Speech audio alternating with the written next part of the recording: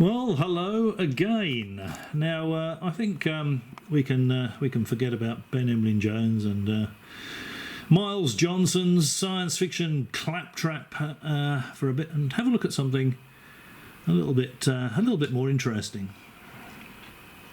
Now, this was in the paper yesterday, I believe. Alien hunters are investigating a mysterious radio signal from our neighbouring star Proxima Centauri, causing the biggest excitement since the WOW signal in 1977. Now, that headline is a little misleading, because when you actually look at this, I don't know if it's actually in this article, but I've just done a little bit of research on it today because it's very hot to do anything outside. The signal actually appears to be coming from a planet orbiting Proxima Centauri. It's coming from, hang on, I've got some notes here. The planet is Proxima B, and it's a rocky planet apparently, and it's in the habitable zone. Amazing, really, considering Proxima Centauri is our closest stellar neighbour. It's only 4.2 light years away. I mean, really, as galactically speaking, that's in our backyard. That's in our pantry in the kitchen. That's how close it is. 4.2 light years. Now, it's only just come to light, but apparently this signal was detected back in May 2020 by the Parkes radio telescope here in Australia. Now, Parkes also heard the signal. I think it's the same signal they're talking about because it's in the same article. Around the same time in 2019, but it didn't last very long. Now, this time it's lasted for 30 hours, so that's a fairly significant amount of time. And what makes this particular signal really very interesting is that it's a narrow band signal, very narrow bandwidth signal. Now, as far as anybody knows, narrow band signals do not occur in nature. So that's why they're saying it's causing the biggest excitement since the WOW signal, and there's a lot of people pointing their radio telescopes at Proxima B to see if they can hear anything. Now,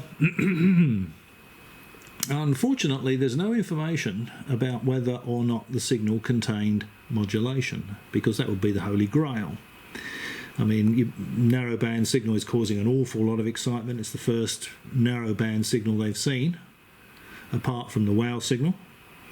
So, narrowband signals are not known to occur in nature. They're normally generated by a transmitter. They're a synthetic signal. Now, if it contained modulation, that would be the Holy Grail. You could say, okay, that is an artificial signal. It's coming from a device built by someone intelligent enough to build a radio transmitter. Even if you couldn't demodulate it, or if you could demodulate it but you couldn't make any sense of of the information you actually demodulated from the signal, the fact that it was modulated, the fact that it contained information, the fact that it contained a structure to the signal would tell you 100% without ambiguity that it was coming from a radio transmitter. And if they can say with 100% certainty that it's coming from that particular planet, then you can say with 100% confidence that there are aliens on that planet that are transmitting the signal. So I think this is very, very interesting. So interesting, in fact, that they've actually called it BLC1. Now, when I say they, the Breakthrough Listen project, because they're listening all the time, they're trying to find aliens all the time. All these radio astronomers, most of them have got some sort of SETI sideline. And BLC1 stands for Breakthrough Listen Candidate 1. So that tells you how special this signal is. I mean, SETI will tell you they pick up lots of candidate signals. Some of them are good candidate signals. But this is the first narrow band signal. So this has gone straight to the top of the list. This is Breakthrough Listen Candidate number 1, and it's coming from a rocky planet in the habitable zone orbiting our nearest star, red dwarf, called Proxima Centauri. Now, The actual frequency of the signal is 982.002 megahertz. So it's just before the 1000 megahertz. You know, it's a bit short of the 1000 megahertz where the microwave region starts. That's still UHF, 982 megahertz.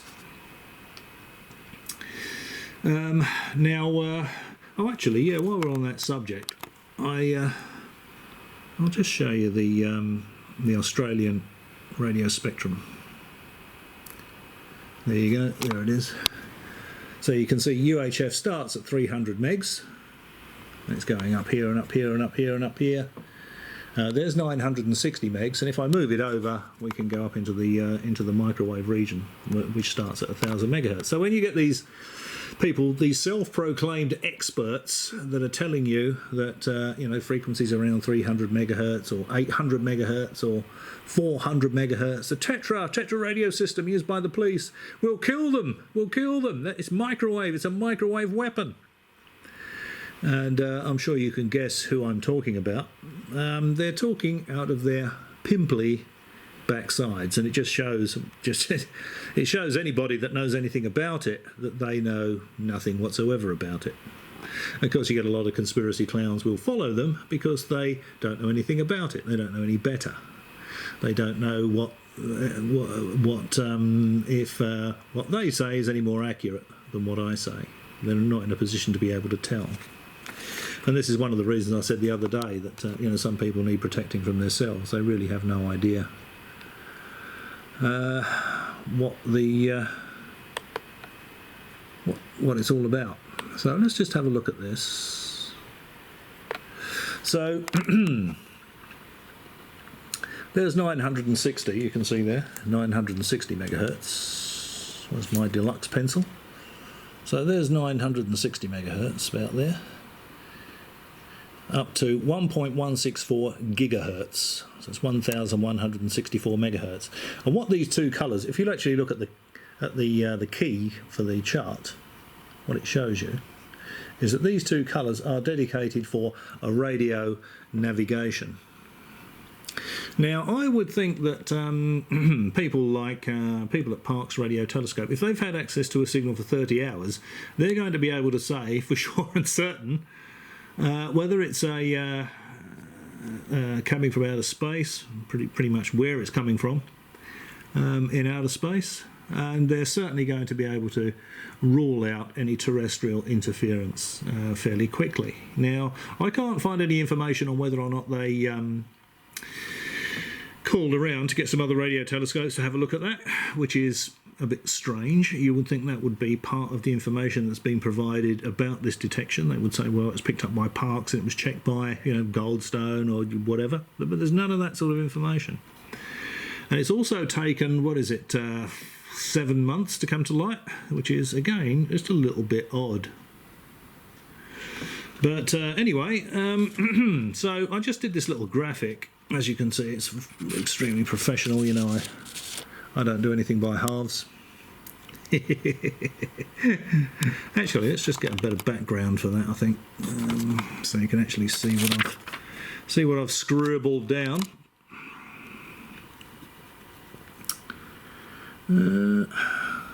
Maybe, well, I don't know whether that's going to be any better or not, to be honest. It's just as bright, isn't it? Pretty much just as bright. Oh, okay, there you go, there you can see it.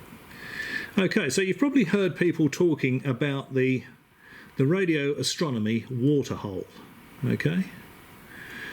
The place where people think that aliens, if they wanted to attract our attention, they would stick a signal up, and this is the waterhole here.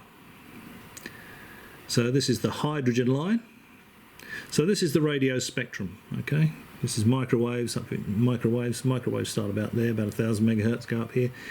Coming down, it goes UHF. So you've got mobile phones, and you've got television, FM radio, AM radio, shortwave. And here at 1420.405 megahertz, that's 1.420 0.405 gigahertz, you've got the hydrogen line. And then you've got nothing between there and here. And this is the hydroxyl line, which is at 1720.5 megahertz, 1.720.5 gigahertz, okay? And these are the two lines you would see on your radio telescope. They occur naturally from these atoms, the atoms of hydrogen giving off electromagnetic radiation as they change energy states, and the same here with hydroxyl on a different frequency. So if aliens were going to try and attract our attention, the scientists are saying that they'd put a signal in here, you know, anywhere between these two spikes, because it's going to attract our attention. And it's actually if you actually look at the spectrum chart in any country on the face of the Earth, the frequencies between the hydrogen line and the hydroxyl line are not allowed to be used by anything on Earth. No space communications, no satellites, no one can use anything in between those two frequencies. And that's to keep that clear, so that if a signal, interstellar signal, does turn up, we can see it. Now, when I was looking at that 982.002 megahertz, okay, so it's going to be it's going to be down here somewhere. It's going to be above. It's going to be between the hydrogen line and mobile phones. It's going to be about there. That's going to be about where the 982 megahertz signal is. Now, curiously, it's not half of either of those. You know, if you double it, obviously, you know, you're going to get. If you doubled it, it would be outside the. If you doubled it, it'd be outside the waterhole. Over there somewhere. So the fact that it appears there is, it's probably not, if it is an alien signal, it's probably not designed for us to notice. It's probably just something that they're doing. Now, I couldn't find any technical spec on the signal other than the frequency and that it's narrow band. So I'm guessing there's no modulation on it, because if there was modulation on it, they would be saying, hey, it's aliens. You know, there's no doubt it's aliens. And that includes if it was an alien's planetary radar, you know, like what the planetary radar that used to come from Arecibo on 432 megahertz with an effective radiated power of 40 terawatts. These guys on Alpha Centauri, if it was looking their way, would certainly have seen that. It would have been a bloody huge spike, you know, down there somewhere. Where's my little bit of paper? Would have been down here somewhere, 400 megs, or down there. It would have been one of these huge spikes, and it probably would have been a lot bigger than that. So it would have been no ambiguity there. So the fact that it's not pulsing, we're not told that it's pulsing. If it was pulsing, you know, if it had a pulse repetition rate, that would be more intriguing, because it could be a planetary radar. But you know, pulsars pulsate as well; they're natural. So you know, the holy grail is modulation. This one is sort of 90% there because it's narrow band, very narrow band signal, and it's one that comes and goes. So it's very interesting indeed. All right, well, I just thought I'd bring that to your attention. Alien hunters are investigating a mysterious radio signal from our neighbouring star, Proxima Centauri, causing the biggest excitement since the WOW signal in 1977. So SETI could be on the verge of detecting an alien civilization. And if they are, being only 4.2 light years away, communication is wouldn't be too bad at all, because we could just say, hi, how you going? You know, take 4.2 years to get there, and you know, in 8.4 years, assuming they got right on the ball, I didn't have to take it to their equivalent of the UN and get it all approved and get a message approved and everything else, we would get our message back from them in 8.4 years. So you could actually have a dialogue with some extraterrestrials. That would not be impractical, to have a radio dialogue with extraterrestrials on Proxima b, orbiting Proxima Centauri, only 4.2 light years away. So there we go. That's just a bit of Bit of science fact for you to get away from all this bloody rubbish you hear from these. I can't even be bothered to repeat it. It's just nonsense. But just a bit of interesting science fact. So watch this space. And there's a couple of tidbits in there for the conspiracy theorists. You know, why didn't the other radio telescopes spin round and look at it? Why has it taken 7 months for us to be told about it?